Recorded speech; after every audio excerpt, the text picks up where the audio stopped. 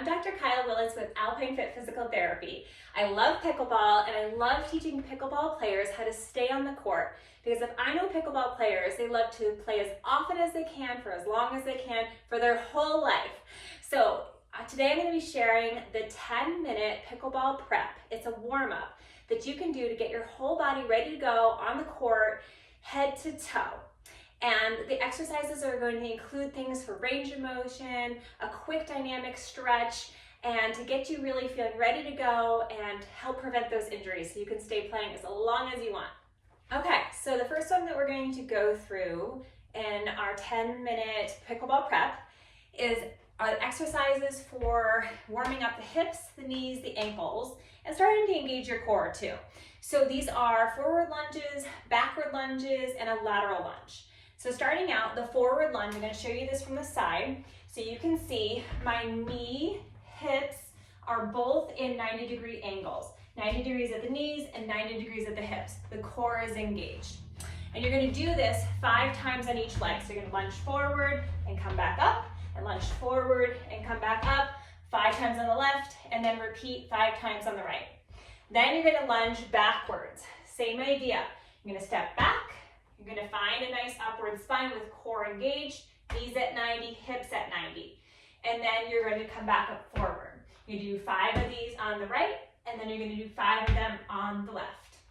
The next thing you're going to do is lunge to the side. We do a lot of this in pickleball. So you're at that kitchen line, and you're lunging up to the side and back in. Side and back in. Notice that my knee is not going with me. It's staying over my ankle and back in. 5 on each side. So our next exercise is hurdle under overs. And I love these because they emphasize 2 things that are really important in pickleball: hip stability and hip mobility. So imagine that there's a hurdle to your side. Your hurdle may be here, it may be here starting out. Wherever it is, challenge yourself to keep lifting it up higher. So for me, I'm going to place my imaginary hurdle here, and I'm going to try to get up and over, and then up and over. Now I have another hurdle, and I'm going to try to get underneath it. You want this one to be as low as you can, to go underneath that hurdle, right? You want to practice these 10 times in one direction and then 10 times the other. All right, and our next exercise is shoulder circles with a face pull. And I love these because they're going to help get synovial fluid.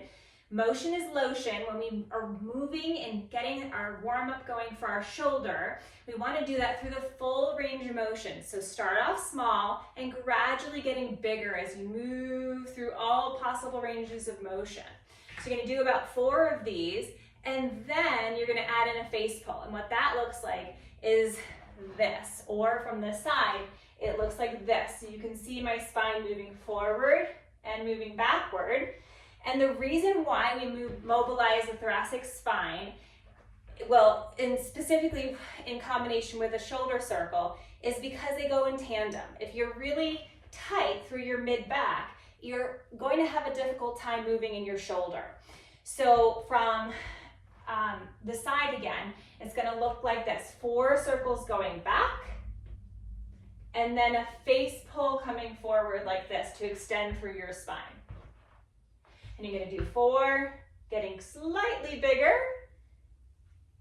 and then a face pull again. Nice.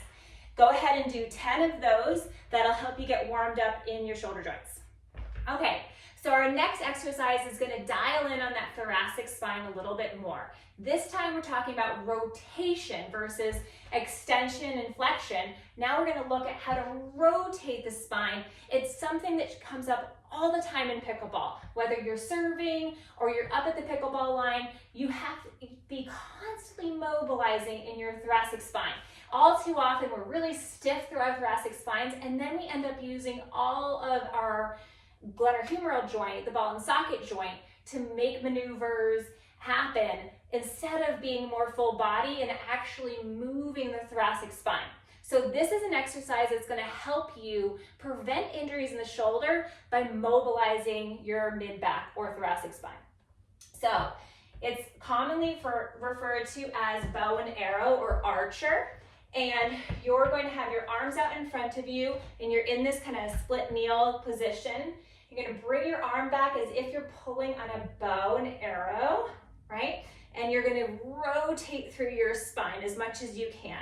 You're trying to get your arms to line up in parallel and keep your knee pointing straight ahead. It shouldn't be, your hips shouldn't go with you. So your hips, you want to stay honest, they're staying straight ahead, and your arm is coming back and helping you rotate as much as you can. You can line up next to the net if that helps you stay honest, but in general, you're not trying to move your full body, including your pelvis. You want your pelvis to stay level and square and just your spine rotate. Do that 5 to 10 times on each side before you get into the game to really help get that spine moving.